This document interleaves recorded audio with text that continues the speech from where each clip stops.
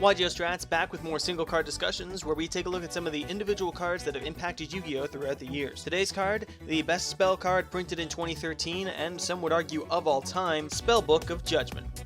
Judgment was first released in Lord of the Tachyon Galaxy in 2013. It has received one reprint in the 2014 Megatin packs of 2014 obviously, and in terms of ban list went from 3 to 0 on the September 2013 ban list, the first ban list after its release. A quick play spell card, its effect reads, during the end phase of the turn this card was activated, add Spellbook spell cards from your deck to your hand except Spellbook of Judgment up to the number of spell cards activated after this card's resolution. Then you can special summon from your deck one spellcaster type monster whose level is less than or equal to the number of cards added to your hand by this effect. You can only activate one Spellbook of Judgment per turn. Judgment is plain and simple a very powerful card. Not only does it search cards, it also summons a monster from the deck, and it's a quick play, meaning you can chain it in the draw phase that you've drawn it before your turn is even properly started. Judgment works off every spell card activated in the turn too, not just Spellbook spell cards. So players could use powerful spells like Book of Moon, Mystical Space Typhoon, Dark Hole, and even Monster Reborn back in March of 2013 when Judgment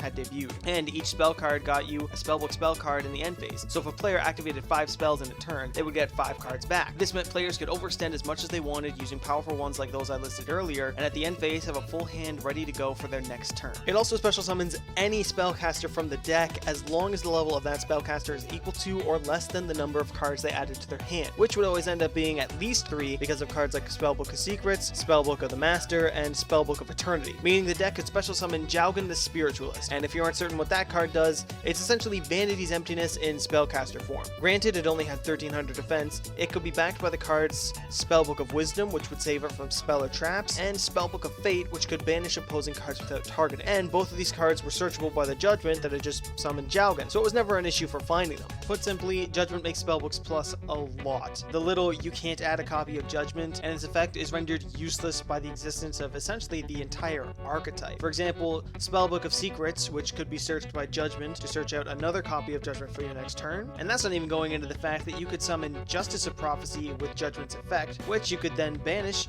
to add a copy of not only another Judgment, but a copy of High Priestess of Prophecy for more plussing and damage output on your next turn. Or, if you were to banish Judgment for Fate's effect, you could activate Spellbook of Eternity, which again could have been searched by Judgment, to get it back in your hand from the banish zone. Or finally, if it's in the grave, you could recycle it with their field spell back into the deck and then search out with a copy of Secrets. In other words, the card is incredibly easy to get back from anywhere into your hand, even one copy, let alone 3. In today's metagame, today being April 2016 for reference, the card remains banned. Some people argue that it could come back to 1 and not make too much of an impact on the metagame since the power creep has put it to shame, and others will mention the ways to recycle it that I've listed previously as a reason for it to stay gone. Really, what it comes down to is Judgment allows you to go wild and essentially plus for free, rewarding you for playing a type of card that the archetype it's in is centered around. Personally, no card that pluses that much should be legal. Gateway can also come off the list for a lot of people, but regardless of how they impact the metagame, cards like Gateway and Judgment are simply broken cards, and broken cards aren't healthy for the game. Truthfully, if you told me that the only reason that this card was made was to give Dragon Rulers some form of competition, I wouldn't even call you crazy. Judgment is without a doubt a special card in Yu-Gi-Oh's history, and one a lot of people will name when it's asked, what is the most broken card in Yu-Gi-Oh? Whatever your opinion on the card, it's certainly a memorable one and has left a big impact on the game. And so that's our look at single card discussions, Spellbook of Judgment. Stay tuned for our next video and feel free to suggest some cards to review or deck profiles to post, anything you'd like. Don't forget to like and subscribe, and we'll see you next time on YGO Strats.